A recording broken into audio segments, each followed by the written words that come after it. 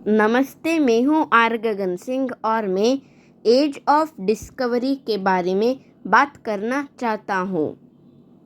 तो मैं ये सबसे पहले बोलना चाहता हूँ कि यूरोप से एशिया तक एक ट्रेडिंग रूट थी। वो रूट को हम बोलते हैं सिल्क रूट।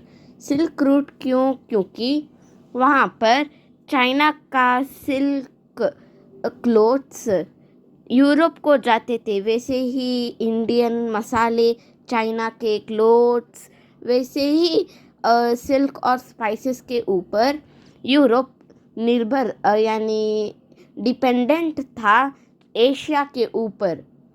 तो ये सिल्क रूट कॉन्स्टेंटिनोपल यानी आज के इस्तांबुल तक जाती थी। तो ये इस्तांबुल तक जाती थी ना, जो कौन रूल करता था इस्तांबुल में, तो उनको एक चांस मिलता था टैक्स भरने के लिए, यानी जो जो कोई इस्तांबुल से पार करेगा वो टैक्स भरना चाहिए, वैसे ही टैक्स लगा था।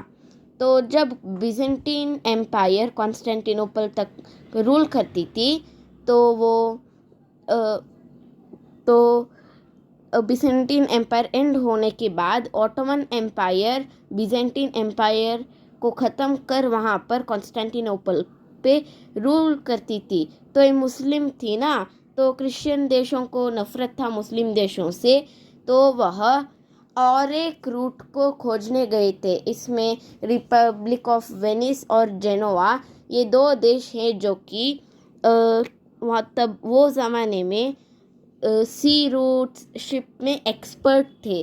तो ये दो देश खोजने के लिए गए थे। तो 1453 में फॉल ऑफ कॉन्स्टेंटिनोपल होने के बाद यूरोपियन कंट्रीज वो सब तब वो सब और एक रूट के लिए खोजते थे। उनको पता था एशिया कहाँ है, पर कहाँ से जाने का वो नहीं पता था। तो इसीलिए वह new sea route, trade route, land route वो सब खोजने गए थे।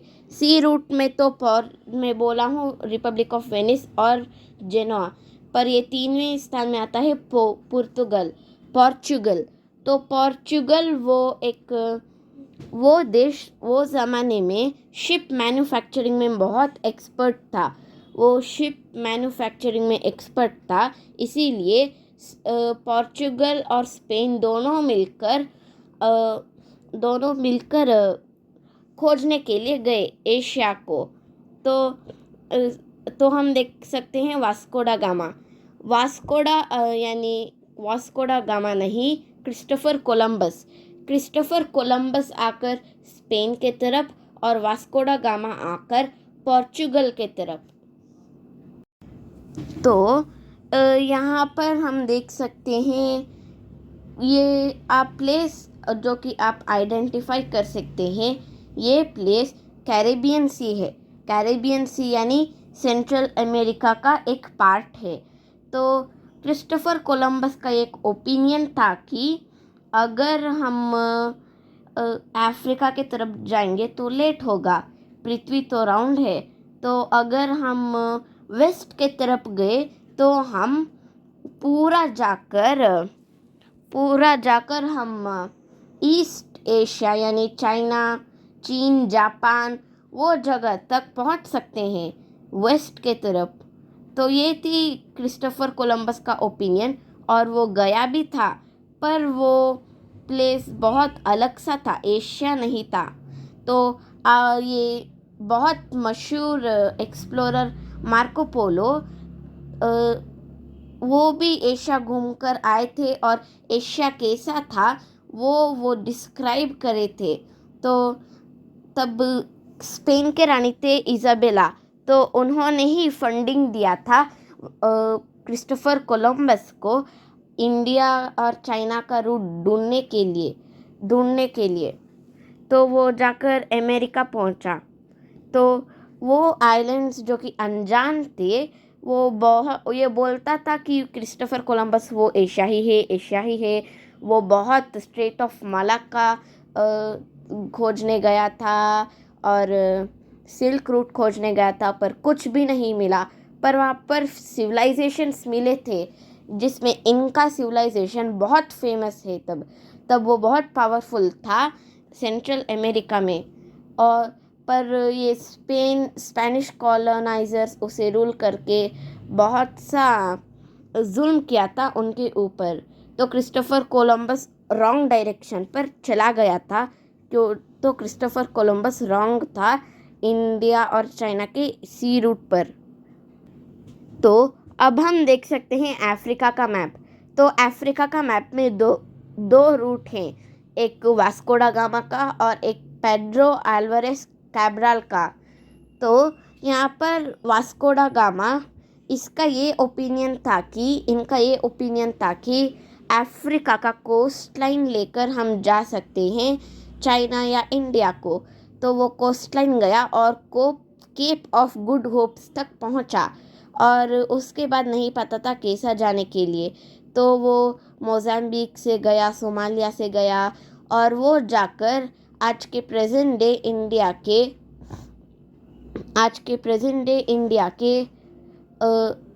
कोरिकोड शहर यानी कैलिकट शहर को वो पहुंचा। और ये सबसे पहला सी रूट था इंडिया का। तो वास्को दा गामा आकर इंडिया के सी रूट को खोजा था। और यह पेड्रो अल्वारेस कैब्राल, ये भी इंडिया का, उसे पता था कैसा जाने के लिए इंडिया को, पर वो इसका ये एक ओपिनियन था कि अफ्रीका का कोस्ट लाइन को फॉलो करने के बजाय क्यों ना हम सदर्न अटलांटिक करंट को कैच करके सीधा direct Cape of Good Hopes को गए। वैसा करा, पर वो जाकर और एक अनजान जगह पर लैंड हुआ। यहाँ पर आप देख सकते हैं डार्क ब्लू में वो डॉट है ना, वो उसका जाने का रूट था। पर वो लाइन वो केप ऑफ गुड होप्स के बजाय और एक दिशा पर चला गया। तो ये पेड्रो जाकर आज के प्रेजेंट डे ब्राज़ील में आया था। तो ये मैप पर आप देख सकते हैं खोजा हुआ जगह अमेरिका में। तो ये अमेरिका में खोजा हुआ जगह ब्राज़ील आता है, कोलंबिया आता है, मेक्सिको आता है, क्यूबा आता है इत्यादि। तो ये जगह खोजा हुआ जगह था। तो ये एक ट्रीटी हुआ था, ट्रीटी ऑफ टोर्डेसिलास। तो ये ट्रीटी में ये है कि स्पेन और पोर्चुगल ये ट्रीटी साइन किए थे, क्योंकि उनके बीच में झगड़ा नहीं होना चाहिए था, जो कि पोप एक्सपेक्ट करता था। वो झगड़ा नहीं होना चाहिए, तो इसीलिए उन्होंने ट्रीटी ऑफ टोर्डेसिलास साइन किया था, जिसमें वो पूरे दुनिया को आधे में स्प्लिट किए। एक जाकर पुर्तगाल का यानी पोर्चुगल का, और एक जाकर स्पेन का। तो वो जो पेड्रो है ना, वो जाकर वो खोजा हुआ जगह है ना, रॉन्ग रूट पर जाकर खोजा हुआ जगह है ना, वो आकर पोर्चुगल की तरफ आता था। तो इसीलिए पोर्चुगल ने उस जगह को ले लिया था, जो कि वो प्रेजेंट डे ब्राज़ील है। तो अब हम जानेंगे थोड़ा अमेरिका के नामकरण के बारे में। तो जो कोलंबस था ना, क्रिस्टोफर कोलंबस, वो बोलता था कि वो एशिया है, पर कोई भी उसे बिलीव नहीं करता था। और उसके अंतिम संस्कार के बाद वो जब मर गया था, तो अमेरिगोस वेस्पुची जो था ना, वो बोलता था ओके वो एशिया नहीं है, पर वो कौन सा जगह है वो ढूंढने के लिए वो फिर से गया था और थोड़ा खोज कर आया। तो ये अमेरिगोस वेस्पुची स्पेन वाला है। तो ये अमेरिगोस वेस्पुची जो फिर से अमेरिका खोजने गया था ना, उसके नाम पे ही अमेरिगोस वेस्पुची जाकर वो खोजा हुआ जगह का नाम अमेरिका रख दिया गया, जो आज नॉर्थ अमेरिका है और साउथ अमेरिका है। ये अमेरिका आकर अमेरिगोस वेस्पुची के नाम पर है। तो ये सब खोज करने के बाद यूके भी खोज करने के लिए गया था, जो कि वो न्यू फाउंडलैंड खोज किए थे। आज का प्रेजेंट डेट जो कनाडा है ना, उसका प्रोविंस है न्यू फाउंडलैंड। वही वो खोज किए थे, जिसमें वो नाम पर ही आप जान सकते हैं न्यू फाउंडलैंड यानी नया खोजा हुआ जगह। तो ऐसे ही यूके, फ्रांस, डच यानी नीदरलैंड, स्पेन, पोर्चुगल, ये सब देश जाकर कॉलोनाइज किए अमेरिका में।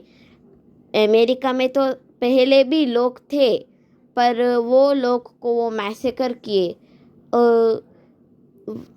तो वो लोग को वो मैसेकर किए इंडियन लोगों, अमेरिकन इंडियन। तो ये इंडियन कौन से शब्द आया? इंडियन शब्द आया क्योंकि जब कोलंबस ने उस जगह को खोजा था, तो वो जगह को इंडिया नाम रख दिया था, जो कि वेस्ट इंडीज़, ऐसे सब अमेरिकन इंडियन, तो ऐसे सब नाम आते हैं अमेरिका में, जो कि इंडियन करके वो नाम आता है। तो 17 सेंचुरी 18 सेंचुरी के अंदर पूरा अमेरिका कॉलोनाइज हुआ था। फ्रांस में, यूके में, स्पेन में, पोर्चुगल में, डच में। तो ऐसे ही वो बहुत से नए शहर भी खोजते थे। न्यूयॉर्क, वो न्यूयॉर्क शहर है ना, वो पहले नीदरलैंड्स का था, पर ये आज जाकर यूके से जाकर अमेरिका तक है। तो कैलिफोर्निया, ला इज़ाबेला, ऐसे ही कुछ शहर फॉलो करते, ऐसे ही कुछ शहर फाउंड हुए थे यूरोपियंस में। तो हम ये यूनाइटेड स्टेट्स ऑफ अमेरिका में कुछ लोग बोलते हैं हम नेटिव अमेरिकन्स हैं, तो उनका कलर है ना वाइट कलर, उनका कलर स्किन है ना वाइट कलर, उसमें ही आप बोल सकते हैं कि वो यूरोप से है। तो ये नेटिव अमेरिकन्स जो खुद अमेरिकन्स बोलते हैं, वो अमेरिकन्स नहीं, यूरोपियंस है, जो कि अमेरिका को शिफ्ट हुए हैं। नेटिव अमेरिकन्स तो ब्राउन कलर के हैं, वो ब्राउन कलर यानी इंडियंस नहीं, जो इंडियन वहाँ है ना, वो इंडियंस नहीं, अमेरिकन इंडियंस। तो ये लोगों ही नेटिव अमेरिकन है अमेरिका में। तो यही था हमारे एज ऑफ डिस्कवरी के बारे में। तो इस वीडियो को लाइक कीजिए, शेयर कीजिए और मेरे चैनल को सब्सक्राइब कीजिए। धन्यवाद।